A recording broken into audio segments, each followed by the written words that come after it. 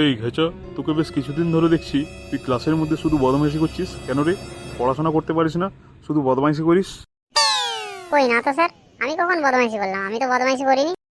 মিথ্যে কথা বলিস না। আমি তোকে বেশ কিছুদিন ধরে লক্ষ্য করছি তুই সমানে বদমাইশি করে যাচ্ছিস। আর মিথ্যে কথা বলিস না, আমি সব জানি।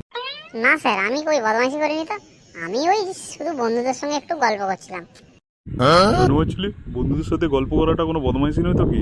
ক্লাসটা গল্প করার জায়গা না পড়াশোনা করার জায়গা? আচ্ছা, তোকে আমি আজকে একটা প্রশ্ন করব, সেই প্রশ্নটার যদি তুই সঠিক উত্তর দিতে পারিস তাহলে তোকে আমি ছেড়ে দেবো, নাহলে তোর উপর আমি ব্যবস্থা নেব। কি প্রশ্ন স্যার, বলুন, আমি চেষ্টা করব উত্তর দেওয়ার। আচ্ছা বলতো, একটা পর্বতের উদাহরণ দে তো আমাকে। পর্বত? এটা তো খুবই সহজ স্যার। পর্বতের উদাহরণ গোবর্ধন। গোবর্ধন?